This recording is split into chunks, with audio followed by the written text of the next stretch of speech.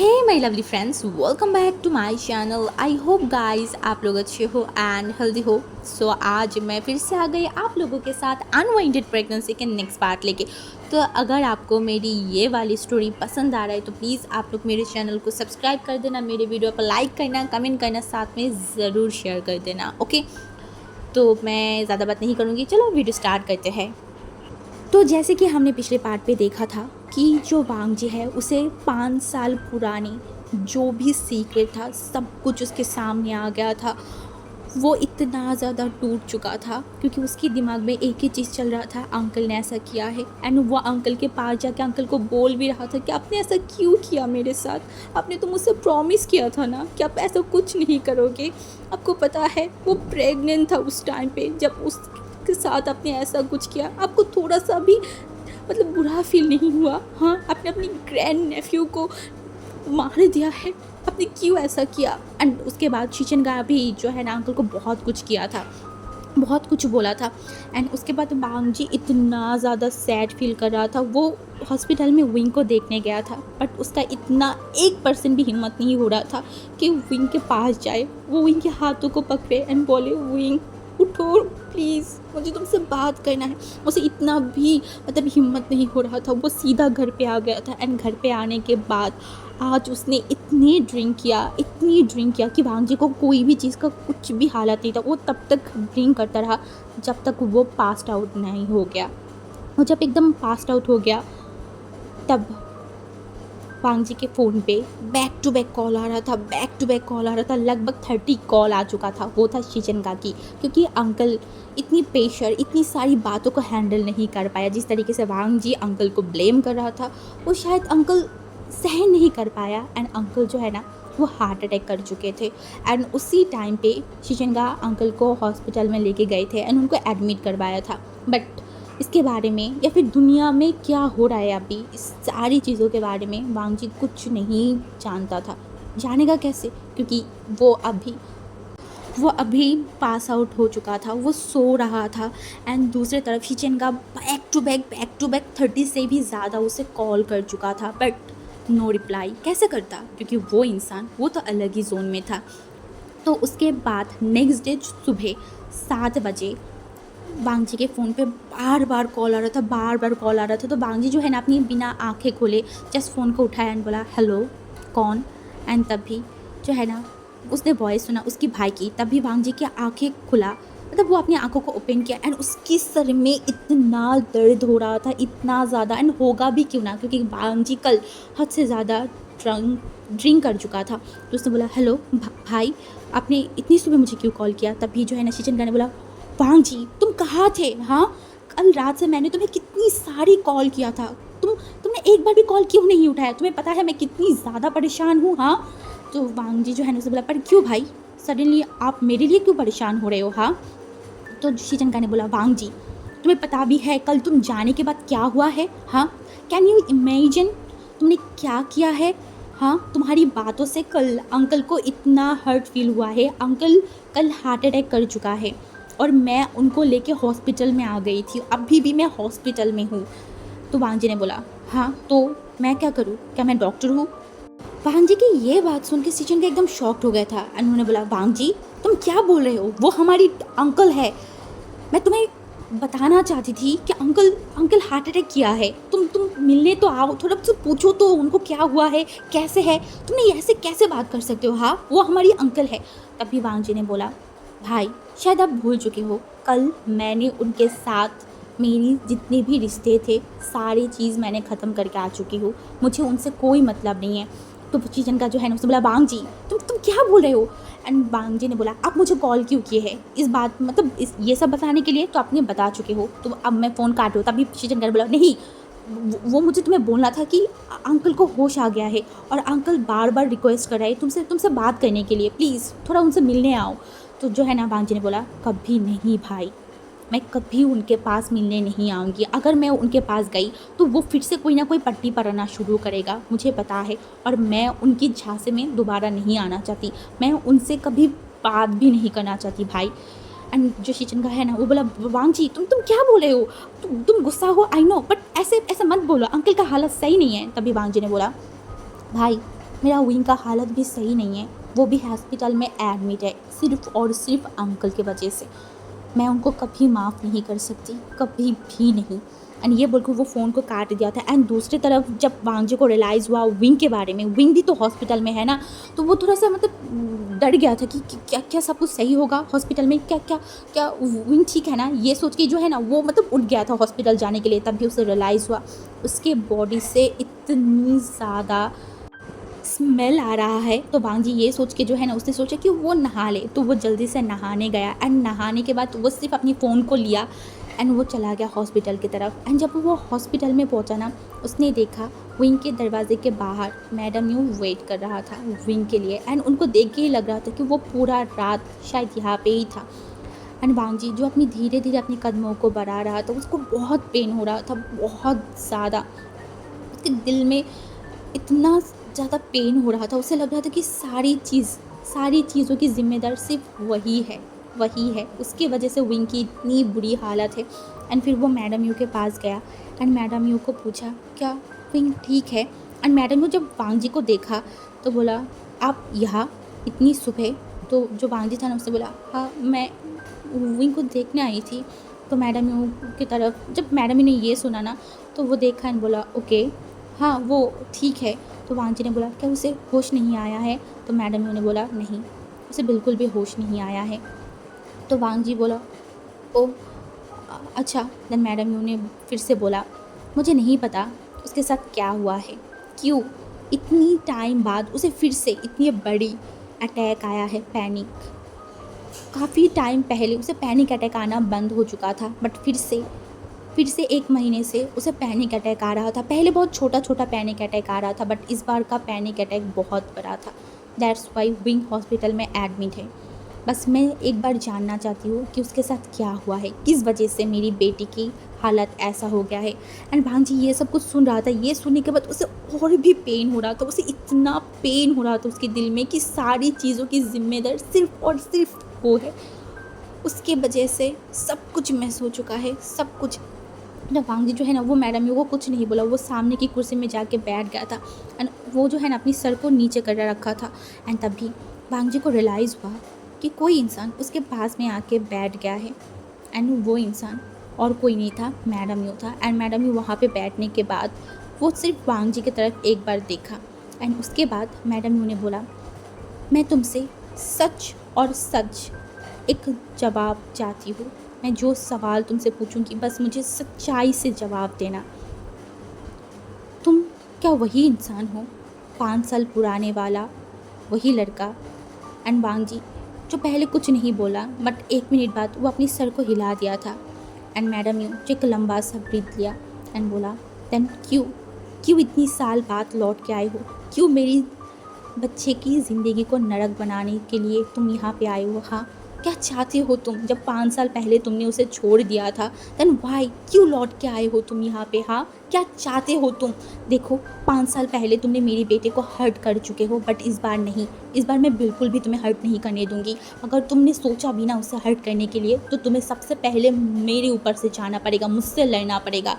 And वांगजी जब madam you की ये सब बातें सुन रहा था ना, वो पहले कुछ नहीं बोल रहा था, बट उसकी आंखों से कंटिन्यूसली आंसू बह रहा था, क्योंकि वो उसकी सर को नीचे रखा हुआ था ना। तो मैडम यू पहले ये सब नोटिस नहीं किया, बट जब मैडम यू ने देखा कि वो कुछ नहीं बोल रहा है, तब मैडम यू ने वांगजी की तरफ देखा। एंड मैडम यू एकदम शॉक हो गया था, ये रो रहा है किस वजह से, किस लिए? एंड मैडम यू को कहीं ना कहीं वो लोगों को पहचानता था। हाँ, मैडम यू लोगों को अच्छे तरीके से परखना जानता था, कौन कैसा है, किसकी बिहेवियर कैसा है, कौन सच बोल रहा है, कौन झूठ बोल रहा है। एंड मैडम यू ने जब देखा कि ये लड़का सच में रो रहा है, तब उसे समझ नहीं आया, क्या ये लड़के को रिग्रेट हो रहा है कि 5 साल पहले उसने जो भी किया था उस वजह से, या फिर कुछ और? मैडम को कुछ समझ नहीं आ रहा था। तभी जो है ना उसने बोला, मैडम यू ने बोला, तुम रो क्यों रहे हो? हाँ, किस रीज़न की वजह से तुम रो रहे हो? तब वांगजी जो कि मैडम यू की तरफ देखा एंड बोला, आई नो कि विंग के साथ बहुत गलत हुआ है। आई नो इसका ज़िम्मेदार विंग मुझे समझता है, बट क्या आप मुझे बिलीव करोगे कि क्या मैं आपको कुछ कुछ बता सकता हूँ? एंड मैडम यू जब विंग वांगजी की ये वॉइस सुना ना, क्योंकि वांगजी लिटरली वो रो रहा था। एंड तभी मैडम यू ने बोला, क्या बताना चाहते हो तुम मुझे? तब वांग जी जो है ना वो मैडम यू की तरफ देखा एंड बोला, आपको आपको लगता है ना सारी चीज़ें मैंने किया है, बट ट्रस्ट मी, मैंने कुछ नहीं किया है। मैं भी एक विक्टिम हूँ, वो इनके ही तरह। एंड मैडम यू एकदम शॉक्ड हो गया था। क्या क्या मतलब है इन सारी चीज़ों का? एंड तब वांग जी एक एक चीज़ मैडम यू को बताना स्टार्ट कर दिया था। एंड मैडम यू एकदम फ्रीज हो गया था वांग जी की बातों से। एंड ये बोलने के बाद वांग जी फूट फूट के रो रहा था। एंड मैडम यू जो पहले वो कुछ समझ नहीं पा रहा था, क्या सच में, क्योंकि मैडम यू ने कभी सोचा भी नहीं था कि ऐसा भी कुछ हो सकता है। ऐसा कैसे पॉसिबल है? हाँ, कोई कोई इंसान अपने ही नेफ्यू के साथ इतनी गलत कैसे कर सकता है? मैडम यू यही सोच रहा था। एंड तब भी जब जिस तरीके से वांग जी रो रहा था ना, मैडम यू को बहुत बुरा लग रहा था इस इंसान के लिए। इस इंसान को अपनी ही अंकल से धोखा मिला है। एंड तब भी मैडम यू जो है ना वो वांग जी का हक कर लिया था।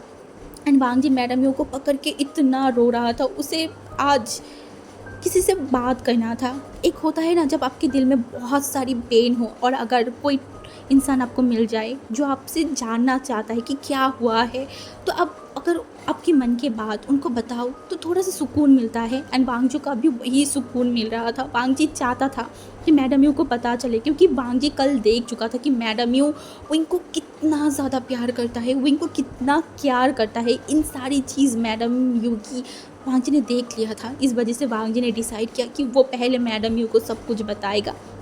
एंड मैडम यू जो कि वांग जी को शांत करवा रहा था, बोला था, ओके तुम शांत हो जाओ, तुम रो मत। आई नो कि कुछ भी सही नहीं हुआ है, आई नो तुम्हारे साथ भी गलत हुआ है, बट देखो अब मैं ये तो नहीं बोल सकती कि विंग तुम्हें एक्सेप्ट कर लेगा या फिर कुछ भी। ये सारी डिसीजन विंग का है। एंड मुझे पता है तुम दोनों ने ही बहुत सफ़र किया है एंड तुम दोनों के अंदर ही बहुत सारी मिसअंडरस्टैंडिंग है। बट तुम्हें पता है इस वर्ल्ड में जितना तकलीफ़, जितना चोट तुम्हें तुम्हारी अपने देगा ना, तुम्हारी दुश्मन भी उतना नहीं देगा। दुश्मन तो सिर्फ नाम का एक वर्ड है। दुश्मन का काम सबसे ज़्यादा अगर कोई करता है ना, वो अपने लोग होते हैं जो दुश्मन जैसे बिहेव करता है। मैंने भी अपनी लाइफ में कुछ ऐसे ही पर्सन से मिला था एंड वो कांग से सरन की बात कर रहा था जो कि वांग जी को अभी नहीं पता था। एंड तभी मैडम यू जो है ना वो वांग जी की तरफ देखा एंड बोला, देन अब तुमने क्या प्लान किया है, क्या करोगे? हाँ। एंड वांग जी ने बोला, आई डोंट नो, मैं मेरे अंकल को छोड़ चुकी हूँ, मैं उस घर को छोड़ चुकी हूँ। मुझे मुझे कुछ नहीं चाहिए सिवाय सिवाय मेरे विंग के मुझे कुछ नहीं चाहिए। बस मैं अपनी विंग को चाहती हूँ अपनी ज़िंदगी में।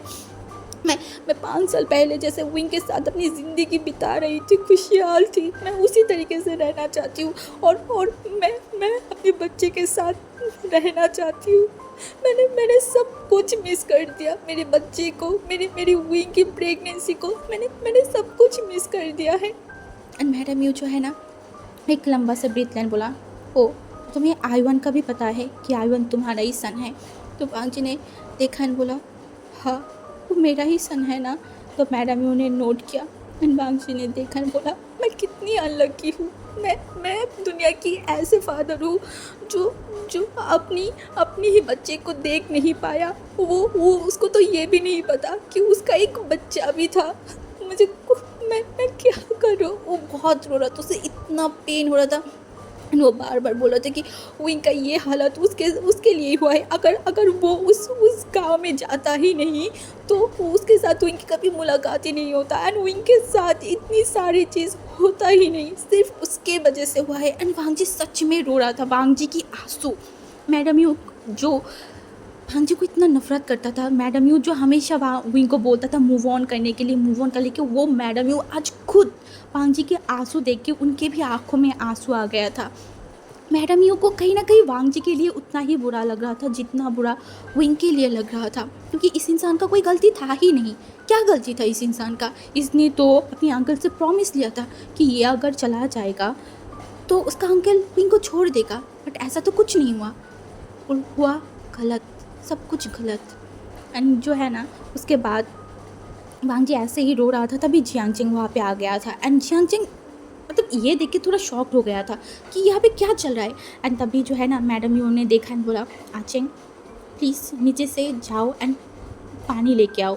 तो जो है ना, हमारी जो जियांग चेंग था वो अपनी सर को हिला दिया था एंड उसके बाद जो जियांग चेंग था वो पानी लेके आया एंड तभी वांग जी को मैडम यू ने बोला पानी पी लो एंड वांग जी जो पानी पी लिया था एंड फिर मैडम यू वांग जी के हाथों को पकड़ के जो है ना वो बैठ गया था। वो मैडम यू वांग जी के हाथों को जिस तरीके पकड़ के रखा था ना, वांग जी को बहुत अच्छा एंड बहुत वार्म सा फील हो रहा था। वांग जी की लाइफ में भी उसका माँ नहीं था एंड मैडम यू से एक माँ वाला वाइब उसे आ रहा था। उसे सच में ऐसा फील हो रहा था कि मैडम यू के अंदर उसका ही माँ है। हाँ, उसे आज ऐसा फील हो रहा था एंड जियांग चेंग देख तो रहा था ये सब कुछ, बट वो पूछ नहीं रहा था क्योंकि कहीं ना कहीं जियांग चेंग इतना तो समझदार था ना कि यहाँ पे क्या चल रहा है। उसे समझ थोड़ा बहुत आ रहा था कि कुछ सही नहीं है, लेकिन उसने कुछ बोला नहीं। तो तभी जो है ना, मैडम यू ने जियांग चेंग की तरफ देखा एंड बोला आचेंग। तो जियांग चेंग ने देखा एंड बोला जी। तो उसकी माँ ने बोला डॉक्टर को बुलाओ और चेक करवाओ कि विंग कब होश में आएगा, क्या वो आज घर जा पाएगा या नहीं।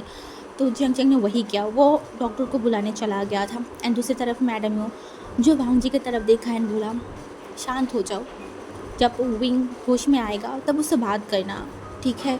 एंड मैं चाहती हूँ कि जो मिसअंडरस्टैंडिंग तुम लोगों के अंदर क्रिएट हुए है वो कहीं ना कहीं सॉल्व हो जाए, क्योंकि मैं ये नहीं चाहती कि आयवन अपनी पेरेंट्स के बिना बड़ा हो। वो ऐसे भी बहुत अच्छा एक बच्चा है, तो मैं चाहती हूँ उसे इस वर्ल्ड की सारी हैप्पीनेस मिले, उसकी फादर मदर दोनों की प्यार ही उसे मिले। तो वांग जी जो है ना वो समझ रहा था, तभी जियांग चेंग आ गया था डॉक्टर को लेके। तो डॉक्टर अंदर गया एंड अच्छे से विंग को चेक किया। उसके बाद डॉक्टर बाहर आया एंड बोला उसे बहुत जल्दी होश आ जाएगा, आप लोग टेंशन मत लीजिए, 1-2 घंटे में उसको होश आ ही जाएगा। तो मैडम ने अपनी सर को हिला दिया था एंड उसके बाद सारे लोग वहाँ पे बैठे हुए थे। वांग जी जो कुछ नहीं बोल रहा था, वो एकदम शांत था। ऊपर से वांग जी के फ़ोन में बैक टू बैक कॉल आ रहा था शीचनगा की, बट वांग जी अपने फ़ोन को साइलेंट करके रखा हुआ था।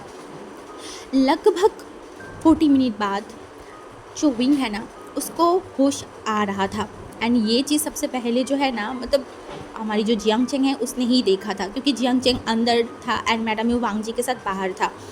एंड उसके बाद जब जियांग चेंग ने ये देखा तो जल्दी से उसने डॉक्टर को बुला के लेके आया एंड डॉक्टर जब विंग की होश आया तो विंग का अच्छे तरीके से चेक किया एंड फिर वो बाहर आके बोला कि वो अभी एकदम प्रॉपर तरीके से ठीक है, बट आप लोग देखना कि उसे किसी भी तरीके से कोई टेंशन या फिर कुछ भी ऐसे ना दिया जाए जिससे उसे या फिर उसके दिमाग में ज़्यादा ज़ोर पड़े। तो मैडम यू अपनी सर को हिला दिया था और उसके बाद मैडम यू एंड जो जियांग चैंग था वो अंदर चला गया था, बट वांग जी को बिल्कुल भी हिम्मत नहीं हो रहा था। उसे ऐसा लग रहा था कि वो कैसे विंग के सामने कैसे जाए, वो कैसे विंग को अपनी शक्ल दिखाएगा। हाँ, उसको जब पता है उसके अंकल ने क्या किया है विंग के साथ, उसके बाद कैसे कैसे वो अपनी शक्ल दिखाए। हाँ, वो नहीं जा पाएगा, वो विंग के सामने नहीं जा पाएगा। इस वजह से वो वहाँ पे ही बैठा हुआ था एंड मैडम यू अंदर गया तो विंग ने मैडम यू को देखा एंड वो उठने लगा। तो मैडम यू जल्दी से बोला रेस्ट करो तुम, ठीक है। तो विंग ने बोला तभी उसने बोला आयवन आयवन कहाँ है, क्या क्या वो सही है, हाँ क्या वो रोया तो नहीं हो ना। तो मैडम यू जो है ना वो बोला विंग तुम इतनी टेंशन क्यों ले रहे हो, हाँ तुम्हें पता है ना आयवन एक अच्छा बच्चा है, वो समझदार है, वो बहुत सारी चीज़ें समझता है, ठीक है। तुम ज़्यादा टेंशन मत लो। और रही बात आयवन की, तो वो यानी के साथ है तो तुम ज़्यादा टेंशन मत लो। तो विंग थोड़ा सा रिलीफ से सांस लिया और उसके बाद मैडम यू एकदम विंग के पास वाले जो कुर्सी था ना, क्योंकि विंग बेड पे लेटा हुआ था तो उसके पास में एक कुर्सी रखा हुआ था, मैडम यू वहाँ पे जाके बैठ गया एंड विंग के हाथों को सहला रहा था एंड बोल रहा था विंग। तो उसकी जो विंग है ना वो मैडम यू को देख रहा था एंड तभी मैडम यू ने बोला यू नो कोई आया है तुमसे मिलने के लिए, तुमसे बात करने के लिए एंड मैं भी चाहती हूँ कि तुम उससे बात करो, उसकी सारी बातों को सुनो समझो एंड उसके बाद तुम्हें जो डिसाइड करना है तुम डिसाइड करना। तुम्हें पता है ना तुम्हारी ये आंटी लाइफ के आखिरी समय तक तुम्हारे साथ है, हमेशा तुम्हारे साथ रहेगा बेटा। एंड तभी जो ना विंग को समझ नहीं आ रहा था कौन कौन आया है। तभी जो है ना मैडम यू जियांग चेंग की तरफ देखा ने उसे इशारा किया तो जियांग चेंग अपनी सर को हिला दिया था एंड फिर वांग जी को जो है ना जियांग चेंग बुलाने के लिए चला गया था एंड कुछ ही टाइम बाद लगभग 2-3 मिनट बाद ही उस रूम में फिर से जियांग चेंग एंट्री किया था। तो विंग का नज़र था जियांग चेंग के ऊपर, बट पीछे से जब वांग जी निकल के आया ना विंग का फेशियल जो एक्सप्रेशन था वो सडन चेंज हो गया था, उसकी फेस में एक गुस्सा था एंड तभी वो मैडम यू की तरफ देखकर बोला आंटी वो यहाँ क्या कराए, हाँ वो यहाँ क्या कराए, उसको यहाँ से जाने के लिए बोलिए। तभी मैडम यू जो है ना विंग के हाथों को पकड़ लिया। एंड जब विंग ने देखा कि मैडम यू उसके हाथों को पकड़ लिया है, तो विंग ने देखा एंड बोला, आंटी क्या क्या आपको सब कुछ पता चल गया है? तो मैडम यू ने बोला तो विंग जो है ना वो बोला, तो फिर आप तो इससे नफरत करते हो ना, इस इंसान से तो आप नफरत करते हो ना, तो आप कैसे उसे यहाँ पे आने दे रहे हो? हाँ हाँ कैसे? तभी जो है ना मैडम यू ने बोला, विंग हमेशा अपनी ही साइड की स्टोरी अगर देखोगे ना या फिर लोगों को बोलोगे तो तुम ही सही लगोगे, बट जब तुम दोनों साइड की स्टोरी जानोगे तब तुम्हें पता चलेगा कि एक्चुअली प्रॉब्लम कहाँ है। तो मैं यही चाहती हूँ कि तुम थोड़ा वांग जी के साइड की भी स्टोरी सुन लो, वांग जी क्यों तुम्हें छोड़ा था, किस लिए, वो भी तुम सुन लो। आई होप वो सुनने के बाद तुम डिसाइड कर पाओगे तुम्हें क्या करना है। तो विंग ने देखा, उसे कुछ समझ नहीं आ रहा था एंड मैडम यू जो है ना वो जिंग के हाथों को पकड़ा एंड बोला, अच्छा चलो हम थोड़ा बाहर जाते हैं। ये बोलने के बाद मैडम यू बाहर चला गया था एंड उस रूम की दरवाज़ा भी बंद कर दिया था। एंड वांग जी जो एक कुछ टाइम तक सिर्फ विंग को ही देख रहा था एंड विंग वांग जी की तरफ बिल्कुल भी नहीं देख रहा था। तभी वांग जी धीरे धीरे विंग के पास आया एंड विंग के बेड के सामने घुटनों में बैठ गया था। एंड ये देख के विंग बहुत शॉक हो गया था एंड वो वांग जी की तरफ देखा, वांग जी की आँखों में, एंड विंग वांग जी के आँखों में आज फर्स्ट टाइम कुछ अलग चीज़ें देख रहा था, रिग्रेट।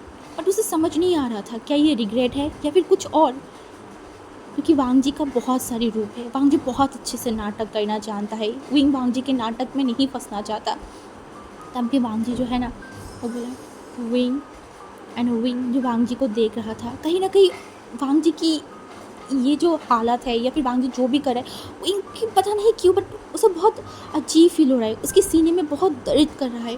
तभी वांग जी जो है ना वो विंग की तरफ देखा एंड बोला, विंग तुम्हें पता है मुझे आज पता चला है 5 साल पहले एग्जैक्टली क्या हुआ था। मुझे सब कुछ पता चल गया है विंग, सब कुछ। एंड तभी जो ना विंग ने देखा एंड बोला, पता है, पता चला है, क्या मतलब है? वो तुम ही थे वहाँ पे, तुम ही तो खड़े थे ना, जो इन सारी चीज़ गांव वाले के सामने वो सब तो तुमने ही बोला था, है ना? अब आके मुझे ये बोल रहे मुझे पता चला है, और कितनी नाटक करोगे? हाँ, और कितनी झूठ बोलोगे?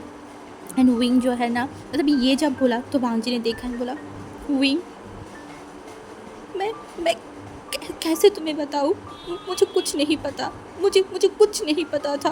5 साल पहले जो तुमने देखा था वही सही नहीं था विंग, वो कुछ भी सही नहीं था। मैं वहाँ पे नहीं थी ना, मैं तुम्हें वो चिट्ठी भेजा था, मैंने कुछ नहीं किया था विंग।